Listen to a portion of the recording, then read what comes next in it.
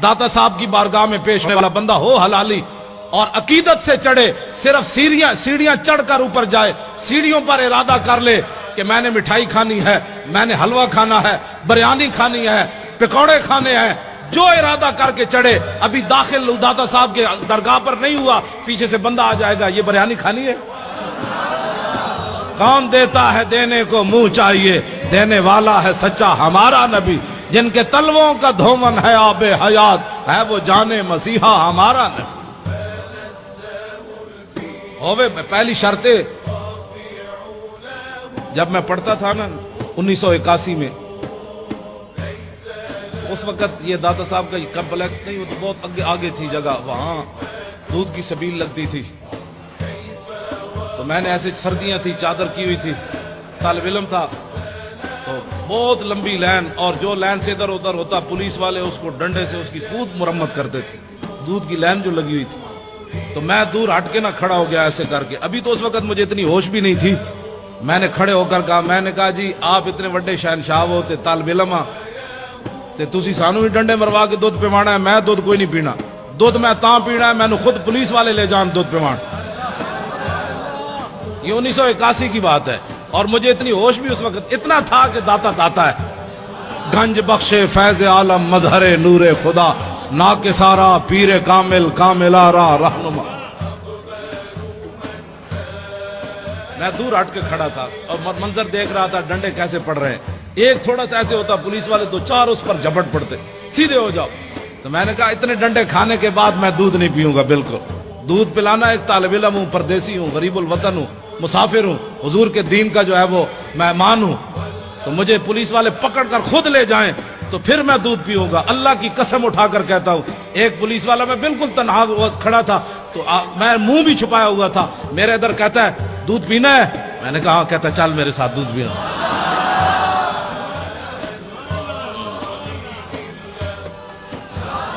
लेकिन अंदर भी कोई शय होवे, अंदर भी तो कोई शय हो ना। दाता साहब अलैहि रहमा, आपने वहां जिस तरफ खजूरें है ना, खजूरें, वहां एक अंग्रेज की कब्र है, अंग्रेज की। उस अंग्रेज की कब्र की वजह यह है कि ये जो कहते हैं आओ अल्लाह की दीन की बात होगी, आखिरत की बात होगी, अल्लाह से डरो, आखिरत का ख्याल करो, तो जिनके सदके सब कुछ मिला, वो जो न थे तो कुछ न था, उनकी बात ही कोई नहीं। इनके हाथ पर ना लंदन में एक बंदा मुसलमान हो गया।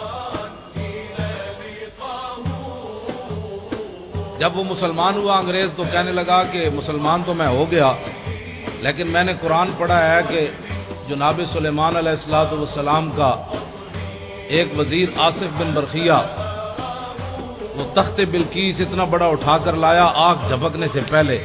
ये बताओ एक बंदे के अंदर वो पावर कहां से आई, कैसे, किस पावर से वो लाया? अब ये तो नबी की पावर नहीं मानते, आसिफ बिन बरखिया की पावर किसने मानी है? हंसने वाली बात नहीं, ये रोने वाली बात।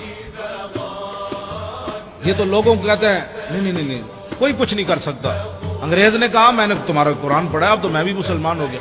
बताओ वो आसिफ बिन बरखिया इंसान होकर किस पावर से लाया आग झपकने से पहले इतना बड़ा तख्त? इन्होंने अगर मगर की, और कहने लगा कि अगर मगर न करो, मैंने जवाब दो। जवाब इनके पास था ही नहीं। तो अंग्रेज कहने लगा बात यह है कि मैं मुसलमान तो हो गया, लेकिन अब मैं काफिर नहीं होता दोबारा, लेकिन मेरा ये कर्ज है इस्लाम पर, मुझे इसका जवाब चाहिए। अब वो बेचारे वो लोटे बिस्तरे उठाए फिरता रहा दीन की खिदमत के लिए। फिर लाहौर आया, फिर लाहौर कभी ये किधर ले जाएं, कभी किधर ले जाएं, ये बॉर्डर देखो, ये फलां देखो, ये फलां देखो। उसने कहा मैनू मीनारे पाकिस्तान न विखाओ, मैंने दसो आसिफ बिन बरखिया किवें ले आया था, मैं वापटा हाउस वेखण नहीं आया, मुझे बताओ कैसे। लेकिन जब वो मीनारे पाकिस्तान से वापस उसे ले जा रहे थे तो दादा साहब के करीब से गुजरा। पर्दों में छुपा हो तो चश्मे बीना देख लेती है, और जमाने की तबीयत का तकाजा देख लेती है। अनोखी वजह सारे जमाने से निराले हैं, इलाही आशिक कौन सी बस्ती के रहने वाले। जब वहां से गुजरा ना, तो मेरा ईमान यह है कि दादा साहब ने खुद उसका मुंह फेरा ऐसे। वहां से जब गुजरा तो कहने लगा ये कौन है, ये मिजार के, ये गुंबद किस? उन्होंने कहा यहाँ शिरक होता है, यहाँ शिरक होता है।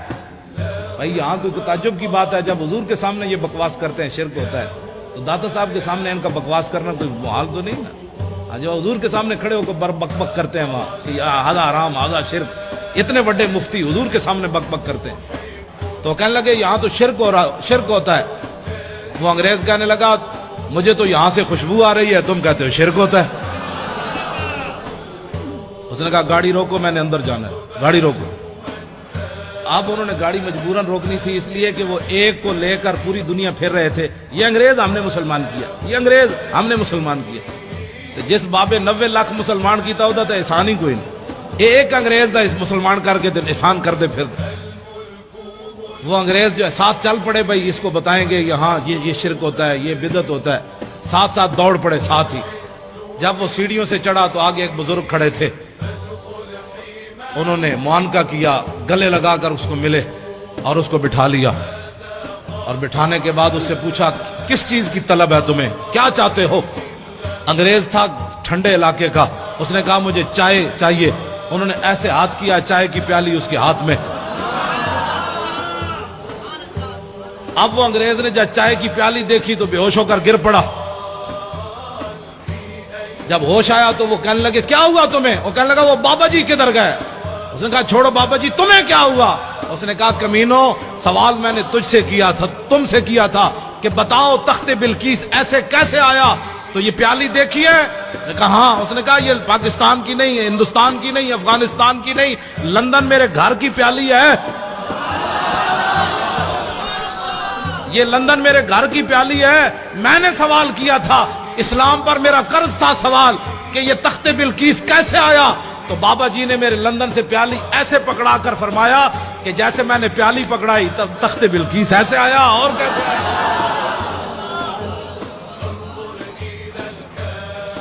اس نے کہا جاؤ، تم زندے ہو کر جواب نہ دے سکے، صاحب مزار نے مجھے جواب دے دیا، جاؤ۔